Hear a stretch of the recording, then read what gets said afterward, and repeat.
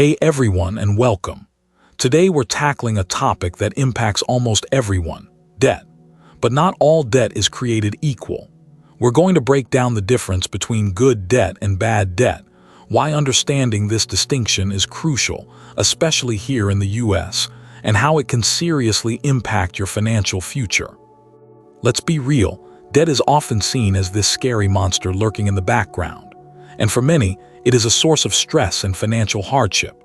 The average American household carries a significant amount of debt. Think credit cards, student loans, mortgages, auto loans. It adds up quickly. In fact, total household debt in the US is currently over $17 trillion. That's a huge number, but burying your head in the sand isn't the answer. Understanding how debt works, and more importantly, what kind of debt you're dealing with, is the first step towards financial control. So let's start with bad debt.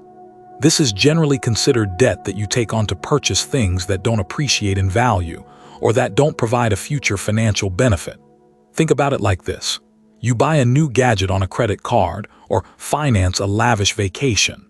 Those things are enjoyable in the moment, absolutely, but they lose value as soon as you leave the store or return home. You're essentially paying interest on something that's decreasing in worth. High-interest credit card debt falls firmly into this category.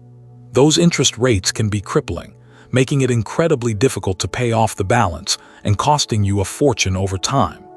Payday loans are another prime example. Incredibly high fees and short repayment periods can trap you in a cycle of debt. Anything that encourages impulsive spending and doesn't build your long-term financial security is generally considered bad debt. Now let's flip the script and talk about good debt.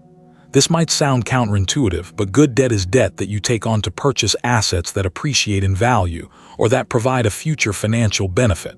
The most common example, a mortgage. Yes, it's a significant financial commitment, but a home is an asset that typically increases in value over time. Plus, you're building equity. That's the portion of your home that you actually own. Another example is student loans. While nobody wants to be in debt, investing in your education can significantly increase your earning potential over your lifetime. It's an investment in yourself that often pays off handsomely. Business loans can also fall into the good debt category. If you're starting or expanding a business, a loan can provide the capital you need to grow and generate income. Just make sure you have a solid business plan and a realistic repayment strategy.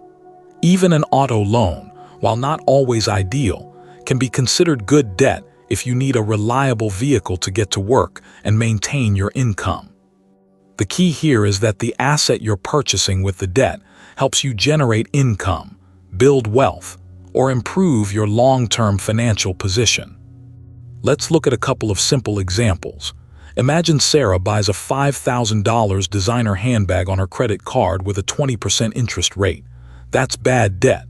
The handbag depreciates in value immediately, and she's paying a hefty interest rate on something that's losing worth. Now, let's look at Mark. He takes out a $200,000 mortgage to buy a house. Over time, the house appreciates in value, and he builds equity. He's also benefiting from the stability of owning a home. That's good debt. Another example, Lisa uses a credit card to fund a spontaneous vacation. That's bad debt. David takes out a student loan to earn a degree that leads to a higher-paying job. That's good debt. It's not always a clear-cut distinction, though. The line between good and bad debt can sometimes be blurry. For instance, an auto loan for a luxury sports car isn't necessarily good debt, even though it's an asset. The high depreciation and potentially high interest rates can outweigh the benefits. It all comes down to assessing the potential return on investment and your ability to comfortably repay the debt. So, how do you manage your debt effectively? First, prioritize paying off high-interest debt, like credit cards. Consider strategies like the debt snowball or debt avalanche method. The debt snowball focuses on paying off the smallest balances first, providing psychological wins that keep you motivated. The debt avalanche focuses on paying off the highest interest rates first, saving you money in the long run. Both are effective, so choose the one that works best for your personality and financial situation. Secondly, avoid taking on unnecessary debt. Before making a purchase, ask yourself if it's a need or a want. Can you afford it without going into debt? If not, it's probably best to wait. And finally, build a solid budget and track your spending. Knowing where your money is going is crucial for managing your debt and achieving your financial goals.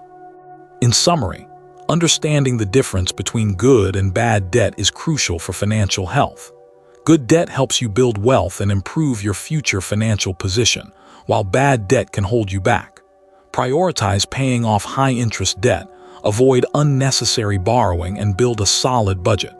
By taking control of your debt, you can pave the way for a brighter financial future. Remember, this information is for educational purposes only and should not be taken as financial advice. Always consult with a qualified financial professional before making investment decisions.